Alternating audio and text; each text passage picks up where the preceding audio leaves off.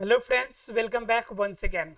Friends, आज की class में हम लोग जानेंगे गुणसूत्र के बारे में, अर्थात क्रोमोसोम्स के बारे में। आज की क्लास में हम लोग जानेंगे क्रोमोसोम्स। ठीक है, गुणसूत्र के बारे में अर्थात कि क्रोमोसोम्स के बारे में हमें जानना है। अब क्या होता है कि गुणसूत्र होता क्या है? सबसे बड़ी बात है, गुणसूत्र का निर्माण कैसे होता है और गुणसूत्र में पाया क्या क्या जाता है, ये जानने की बात है। तो दरअसल होता क्या है कि जिस समय आपकी कोशिका का विभाजन होता है, तो कोशिका के अंदर विभाजन होने से पहले केंद्र का विभाजन होता है। और केंद्र के अंदर मैंने बताया था कि जाल की समान संरचना पाई जाती है, जिस जाल को मैंने बताया था आपको कि क्रोमैटिन जाल के नाम से जानते हैं। किसके नाम से? क्रोमैटिन जाल के नाम से जानते हैं। क्लियर? अब क्या होता है कि जब ये टूटेगा, जब पूरी तरह से ये टूटेगा,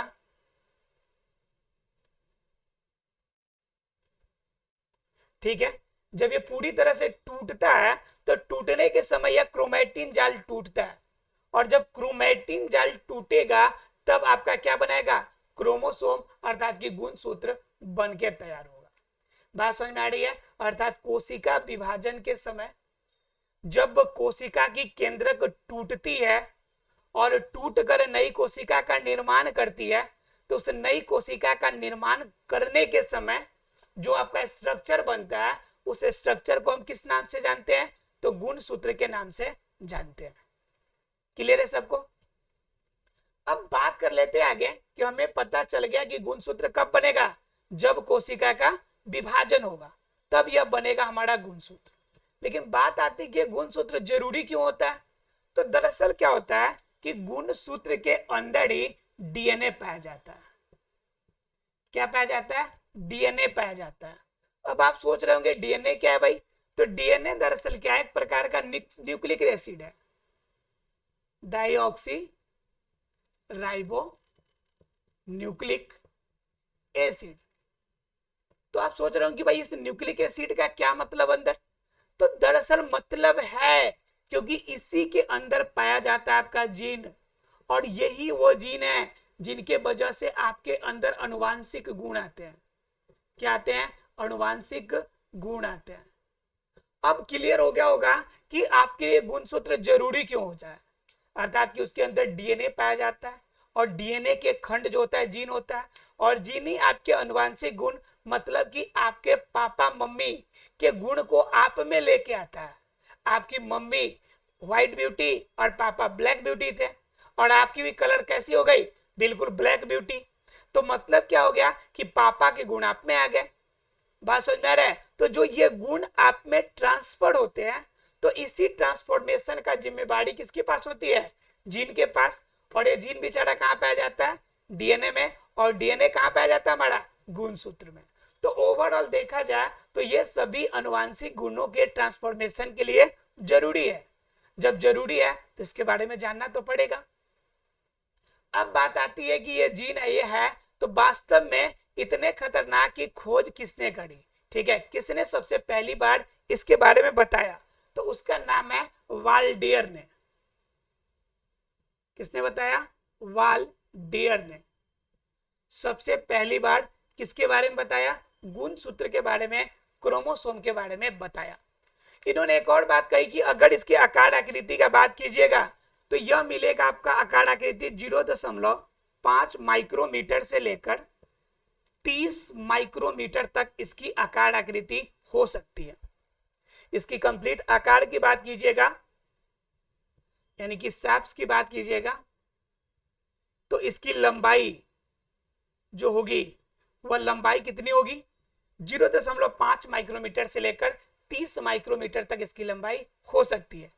अगर चौड़ाई की बात कीजिएगा तो 0.2 माइक्रोमीटर से लेकर 3 माइक्रोमीटर तक होगी इसकी चौड़ाई। क्लियर है? यह इस रूप में हो जाएगा।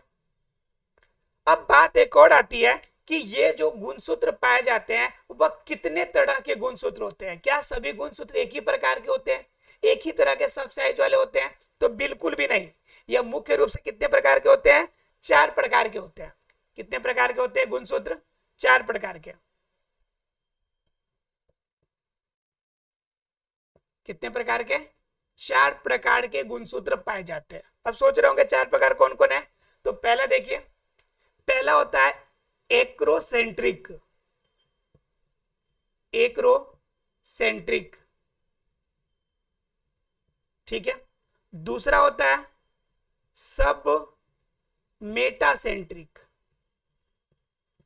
सब मेटासेंट्रिक। तीसरा होता है मेटासेंट्रिक। मेटासेंट्रिक। चौथा एक और होता है, उसका नाम क्या है आपका? टीलोसेंट्रिक।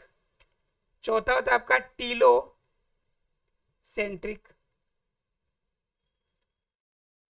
क्लियर है? अब क्या होता है कि एक्रोसेंट्रिक जो होगा वह कैसा पाया जाएगा, सब मेटासेंट्रिक कैसा पाया जाएगा, और मेटासेंट्रिक कैसा, और टीलोसेंट्रिक कैसा होगा, ये बात आ जाती है। क्योंकि ये 4 प्रकार के हैं तो कंफर्म है कि चारों के कुछ ना कुछ अलग अलग क्वालिटी रहे होंगे, तब जाके क्रोमोसोम को बांटा गया है। तो क्रोमोसोम के बांटने के पीछे रीजन था ये सभी आकार के आधार पर बांटे गए। किसके आधार पर बांटे गए? आकार के आधार पर यह गुणसूत्रों की बंटवारा की गई है। तो आप सोच रहे होंगे कि फिर ये बता दीजिए कि फिर एक्रोसेंट्रिक किस आकार का होगा? तो एक्रोसेंट्रिक वास्तव में रॉड के आकार का होता है। किसके आकार का होता है? रॉड के आकार का होता है। मतलब क्या? लंबा छड़ी की तरह होगा। कैसा होगा? लंबा होगा, छड़ी के समान होगा। क्लियर है आप लोग को? यानी एक्रोसेंट्रिक लंबा होगा, रड के समान लंबा होगा, अर्थात छड़ी के समान होगा। अगर दूसरा बात कीजिएगा सब मेटासेंट्रिक का, तो यह एल के आकार का होता है। किस आकार का होता है? एल के आकार का। अब समझ रहे हैं कि मतलब क्या कि गुणसूत्र ऐसे होंगे और यहां से ज्वाइंटर लगा होगा, ठीक है। यहां पे इसके कनेक्टेड होंगे, यहां पे पार्टें संकुचित होंगी। तो एल के आकार का जब होगा तो उसे क्या कहेंगे? सब सेंट्रिक। पहले ऐसे था, ध्यान से समझिएगा आप।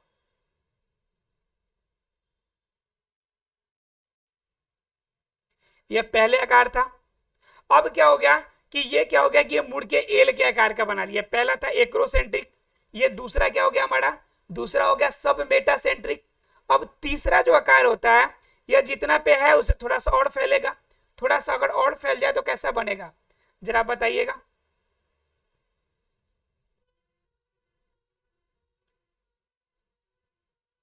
और थोड़ा पास में चिपक जाए। अब बताइए कि किस आकार का हो गया, बताइए। अब ये हो जाएगा भी के आकार का। किस आकार का होगा? भी के आकार का। समझ में आ रहा है आप लोग को? मतलब एक्रोसेंट्रिक रड के आकार का सीधा लंबा रहेगा। जब एल का आकार होगा तो सब मेटासेंट्रिक, और जब भी के आकार का हो जाएगा तो इसे क्या कहेंगे? मेटासेंट्रिक कहेंगे। और आखिरी एक और बच जाता है आपका, कौन? टेलीसेंट्रिक। इसमें एक चीज स्पेशल रहेगा कि इसमें सेंट्रोमियर स्थित रहेगा। क्या रहेगा? सेंट्रोमियर इसमें उपस्थित रहेगा। तो ये हो गया आपका चौथा। क्लियर है? मतलब क्या कि गुणसूत्र जो होंगे 4 प्रकार के होंगे, 4 तरह के गुणसूत्र होंगे। एक्रोसेंट्रिक, उसके बाद क्या? एक्रोसेंट्रिक रड के हिसाब से लंबा होगा। उसके बाद सब मेटासेंट्रिक जो कि एल के आकार का होगा, मेटासेंट्रिक जो कि भी के आकार का, और टीलोसेंट्रिक जो जिसमें क्या होगा? सेंट्रोमियर पाया जाएगा। क्लियर है आप लोग को? ये हम लोगों ने क्या जाना? गुणसूत्र के प्रकार। अब बात आती है कि गुणसूत्र के अंदर क्या क्या होता है, गुणसूत्र बनता कैसे है। तो गुणसूत्र के फोटो बनाते हैं हम लोग और जानने की कोशिश करते हैं कि उसके अंदर क्या क्या पाया जाता है। ठीक है, चलिए मिटाते इसको, देखते हैं। चलिए देखते हैं, गुणसूत्र की आकार की बात करते हैं। तो गुणसूत्र के फोटो बनाते हैं एक बार।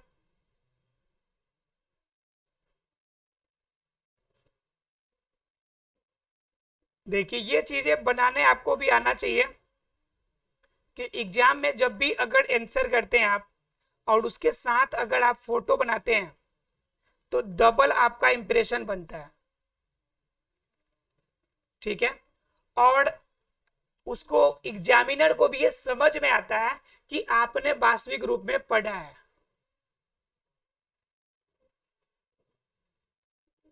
ठीक है, यह हमेशा ध्यान रखिएगा कि यह द्विकुंडलित अवस्था में रहेगा, तो उससे हम लोग कहेंगे द्विकुंडलीय अर्थात कि डिप्लॉयड। और कभी कभी ये हैप्लॉयड भी रहता है, वो समझ लीजिए कब रहेगा। जैसे मान लीजिए कि आपके बॉडी के अंदर दो प्रकार की कोशिका, एक कोशिका कहलाती है कायिक कोशिका और दूसरी कोशिका होती है आपकी कौन, जनन कोशिका। तो जो कायिक कोशिका होगी उसके अंदर जो गुणसूत्र होगा वह द्विगुणित अवस्था में होगा। किस अवस्था में होगा, द्विगुणित अवस्था में। और जनन कोशिका के अंदर क्या पाया जाएगा, अगुणित अवस्था में। किस अवस्था में पाया जाएगा, अगुणित अवस्था में। अर्थात इसे हम लोग कहेंगे डिप्लॉयड। क्या कहेंगे इसे, डिप्लॉयड कहेंगे। और इसे कहेंगे हैप्लॉयड। क्या कहेंगे, हैप्लॉयड कहेंगे। क्लियर है आप लोग को। अर्थात कि कायिक और जनन कोशिका में जगह जगह पर अलग अलग रूप में पाए जाएंगे। तो जब ये देखिए यहाँ पे द्विगुणित अवस्था में है तो यह क्या कहलाएगा, यह द्विगुणित कहलाएगा या डिप्लॉयड कहलाएगा, क्योंकि उसमें दो धागे आपको दिख रहे हैं। ठीक है, अब बात कर लेते हैं इसके नामकरण की। जो सबसे ऊपर वाला भाग है इसको हम लोग कहते हैं टेलोमियर। क्या कहते हैं इसको, टेलोमियर कहते हैं, सबसे ऊपर वाले भाग को।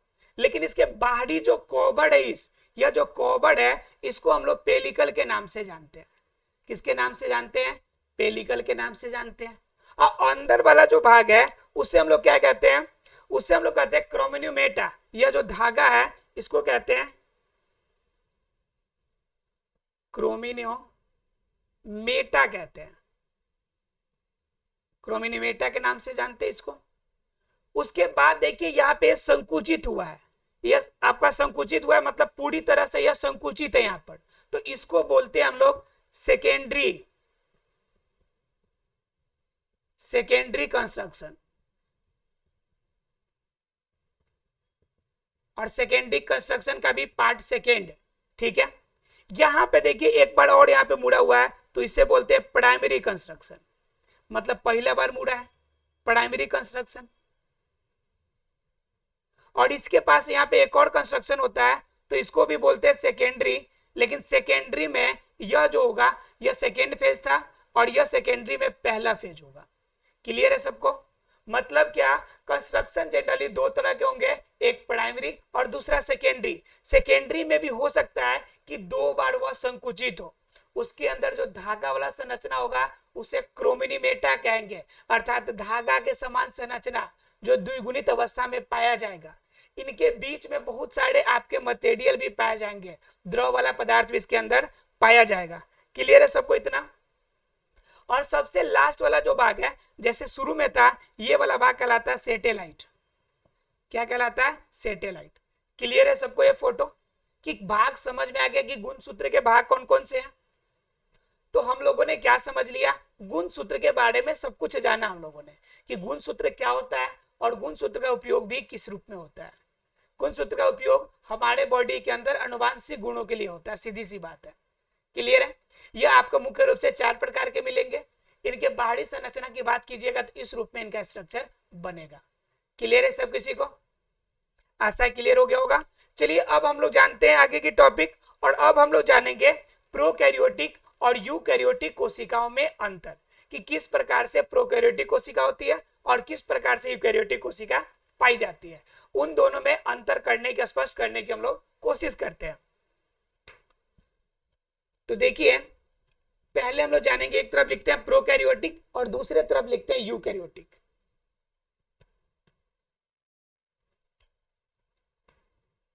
प्रोकैरियोटिक और दूसरे तरफ क्या है हमारा, यूकैरियोटिक। मैं लिखकर आपको समझाता इसलिए हूं कि आपको क्या हो जाए कि नोट्स बनाने में सोचना नहीं पड़े, क्लास में पढ़ते पढ़ते आपका नोट्स भी तैयार हो जाए, आप प्लस में आप सभी टॉपिक्स को भी समझ जाए। तो ये सबसे बड़ी बात है।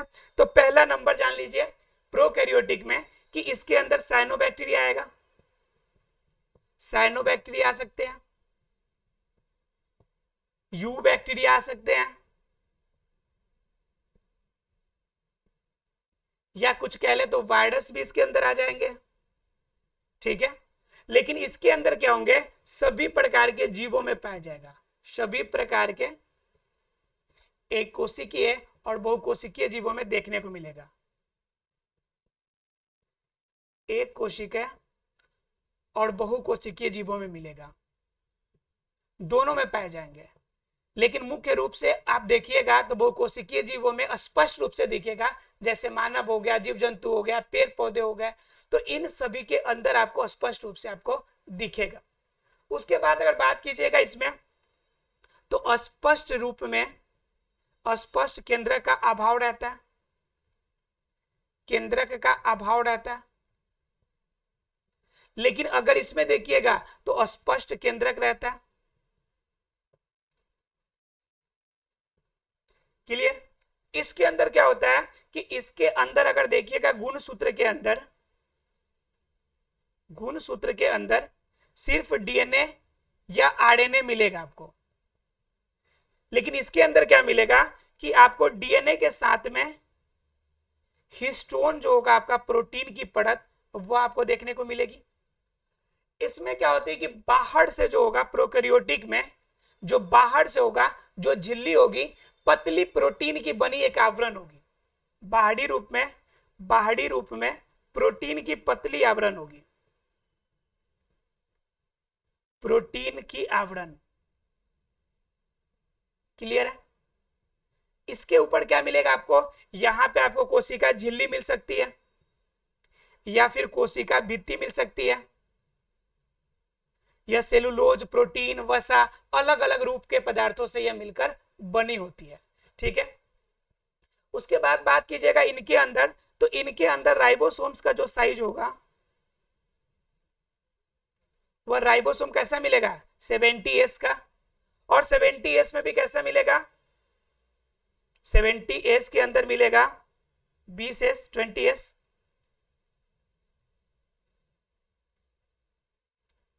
30S और आपका कितना 50S, ये वाले राइबोसोम्स इसमें देखने को मिलेंगे।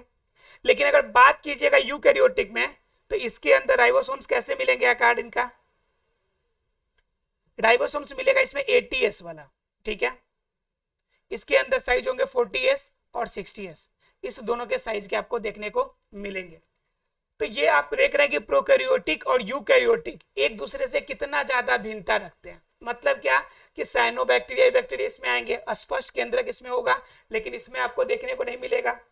ठीक है? उसके बाद क्या, इसके अंदर आपको क्या मिलेंगे कि डीएनए आरएनए मिलेगा सिर्फ, इसके अंदर हिस्टोन, इसके साथ प्रोटीन भी मिलेगा। सीधे शब्दों में क्या है कि न्यूक्लिक एसिड के साथ प्रोटीन का आवरण भी रहेगा, लेकिन इसमें सिर्फ न्यूक्लिक एसिड रहेगा। ध्यान रखना है, इसमें मुख्य रूप से भूमिका आरएनए निभाएगी, जबकि इसके अंदर मुख्य भूमिका डीएनए निभाएगी।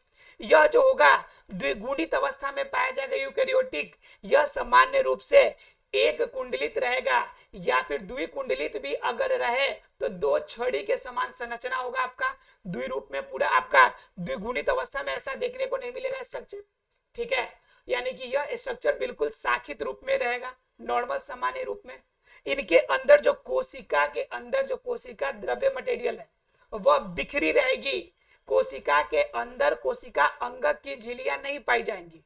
समझिए, जिसके केंद्रक के अंदर आपका स्पष्ट नहीं है, मतलब केंद्रक की झिल्लियां नहीं है, तो उनके अंदर कोशिका अंगक की झिल्लियां पाई जाएंगी क्या?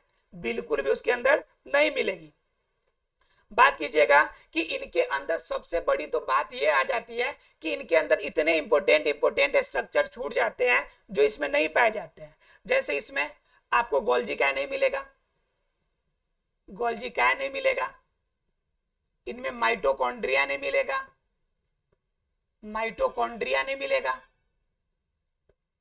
ठीक है? देख रहे कितना इंपोर्टेंट है आपका, ये सभी जबकि यूकैरियोटिक में मिलेगा आपको, लेकिन इसमें ये सभी संरचना नहीं पाई जाती है। ठीक है? उसके बाद क्या कहता है कि क्रोमोसोम, मैंने बताया गुणसूत्र एक रूप में रहेगा, इधर द्विगुणित अवस्था में रहेगा। और सबसे बड़ी बात है कि कोशिका विभाजन जब होगी तो सीधा यह तड़कू के समान स्ट्रक्चर बनाएगा और विभाजित हो जाएगा।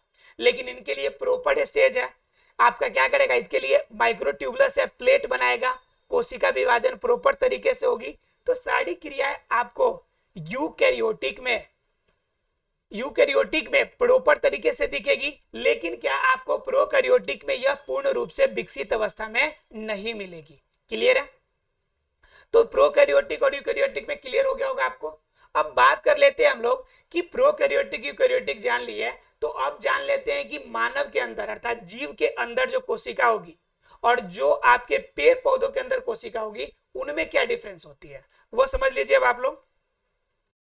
चलिए अब देख लेते हैं क्या कि पादप कोशिका और जंतु कोशिका में क्या अंतर है। पादप कोशिका और दूसरे तरफ हमारा क्या रहेगा, जंतु कोशिका, दोनों में क्या डिफरेंस है इसे हम लोग अब जान लेते हैं। तो सबसे बड़ी बात अगर बात कीजिएगा तो इनके अंदर कोशिका भित्ति पाई जाती है। कोशिका भित्ति सबसे बाहरी परत होती है, सबसे बाहरी परत के रूप में, क्लियर। लेकिन यहां पे क्या मिलेगी, कोशिका झिल्ली ही सिर्फ बाहरी मिलेगी। कोशिका झिल्ली सबसे बाहरी मिलेगी, पहली बात।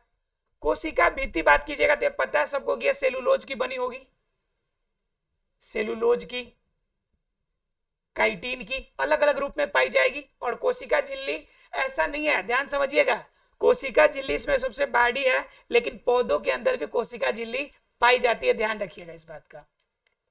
उसके बाद क्या, इसमें लवक पाया जाता है। लवक में क्या, तीन प्रकार के लवक, क्लोरोप्लास्ट, क्लोरो, क्रोमोप्लास्ट और ल्यूकोप्लास्ट, तीनों मिलेंगे। यहां पे लवक नहीं मिलता है। इसमें एक और मिलेगा, इसमें सेंट्रोमियर मिलेगा, सेंट्रोमियर रहेगा, सेंट्रोमियर उपस्थित रहता है। लेकिन अब चले जाइए पादप के अंदर, यह सेंट्रोमियर नहीं रहेगा, सेंट्रोमियर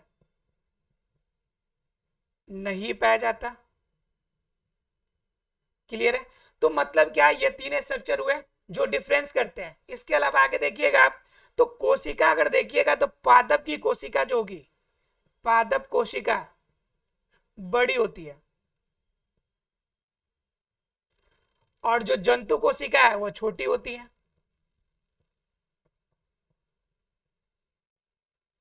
इनकी कोशिकाएं जो होती है बाहरी रूप में कठोर होती है, बाहरी रूप में क्या होती है, कठोर होती है पूरी तरह से, जबकि ये बाहरी रूप में भी क्या रहती है, मुलायम रहती है, सामान्य रहती है। उसके बाद क्या, इसके अगर बात कीजिएगा तो पादप में बड़ी बड़ी रसधानियां पाई जाती है, बड़ी रसधानियां पाई जाती है, जिसे रिक्तिका भी कहते हैं। रसधानियां पाई जाती है जो क्या काम करता है, भोजन का स्टोर करता है, भोजन स्टोर करता है। और सीधा समझ लीजिए कि इसके पूरे बॉडी का, एक कोशिका का लगभग 90% भाग तक हो सकता है। लेकिन वही अगर जंतु कोशिका में पाई जाएगी तो सामान्यतः क्या होगा कि सामान्यतः नहीं मिलेगा। अगर कुछ मिलेगा भी तो काफी छोटे आकार के, काफी छोटे आकार के, क्लियर है सबको यहां तक। अब हो गया ये अंतर। उसके बाद क्या अंतर है सबसे बड़ी इसके अंदर, उसके बाद अंतर यह है कि इनके अंदर जो गोल्जी कॉम्प्लेक्स होगा, गोल्जी कॉम्प्लेक्स होगा, यह छोटे छोटे अंश में टूटा रहेगा, छोटे छोटे टुकड़ों में टूटा रहेगा, टुकड़ों में। लेकिन इसके अंदर क्या होगा, गोल्जी कॉम्प्लेक्स, इसके अंदर गोल्जी जो कॉम्प्लेक्स होगा यह पूरा कॉम्प्लेक्स होगा, जटिल अवस्था में पाया जाएगा, पूरे जटिल रूप में होगा। उसके बाद क्या कि इनके अंदर आपका विभाजन होता है, कोशिका विभाजन जब होती है तो कोशिका द्रव्य जब टूटती है तो एक क्या करती है, एक पट्टिका की तरह आपकी संरचना बनाती है। कोशिका द्रव्य जब टूटेगी तो पट्टिका बनाएगी, क्या बनाएगी, पट्टिका बनाएगी। लेकिन अगर ये टूटेगी तो ये खांच के समान संरचना बनाएगी, मतलब दोनों के बीच में बिल्कुल गैप, जैसे देखिए ना ये